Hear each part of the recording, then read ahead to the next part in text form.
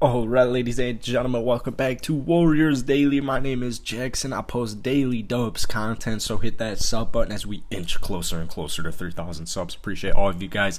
Today, we are talking about DeMarcus Cousins signing, possibly, with the Golden State Warriors. So, I've been making a lot more videos recently as the Dubs kind of finalize their roster as we get closer to training camp. And, honestly, some are better than most, and I think it really boils down to realistically DeMarcus Cousins and then Carmelo Anthony. Now, to be quite frank with you guys, if I had to pick between those two, I would actually go Carmelo Anthony. He's one of, actually statistically right now, one of the best shooters in the league. He can knock down his threes, he can knock down his shots.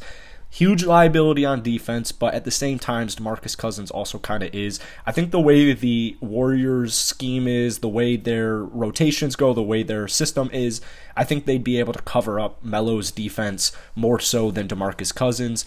But at the same time, Boogie is a very viable option. It's not like he's complete trash on defense. He's just old and he's just slow. So he's more of a bigger body, and the way I view DeMarcus Cousins is a massive threat off of the bench.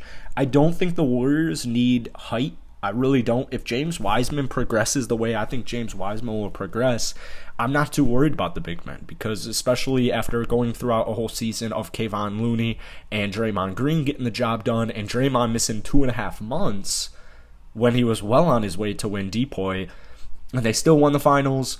Those two as big men is probably just fine. However, at the same time, you went out, you signed JaMychal Green, and you also have James Wiseman coming back. But for argument's sake, let's say that JaMychal Green, because he's not the most crazy offensive scorer, and James Wiseman maybe just isn't panning out. He's still a little too raw. He's turning the ball over. He's not taking the best shots or what have you.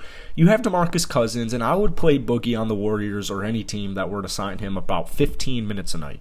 If we go back to last season, in the playoffs especially, where defensive lapses are usually completely exposed. For example, Steven Adams was unplayable in the playoffs for Memphis a lot of the time because of his offensive limitations. Well, on the contrary, DeMarcus Cousins, we only saw him play about 10-11 minutes a night in the 5 Denver Nuggets playoff games because of his defensive limitations. Well, what did he do? He put up 11 points a night. 11 minutes, rounded up, 11 points a night. So Boogie is not only a pure scorer right now. At this point in his career, he's always been a great scorer, but he's also a phenomenal rebounder with his size. So you would be able to throw in some honestly really interesting matchups, rotations out there if you were to sign Boogie. Maybe Dre plays the 4, you got Boogie at the 5.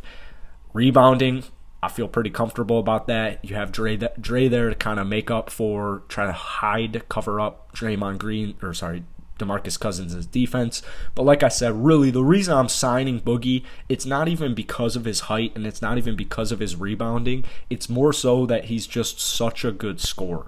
But on the flip side, Golden State, I have high expectations for guys like Moses Moody and James Wiseman.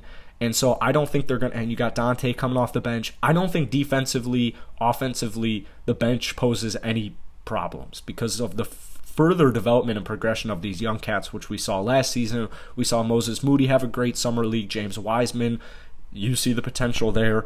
I don't think this is a move that the Golden State Warriors need to make. And like I said, I'd rather go with Melo. But let me know what you guys think down below. Hit that like button, hit that sub button. I'll see you guys later.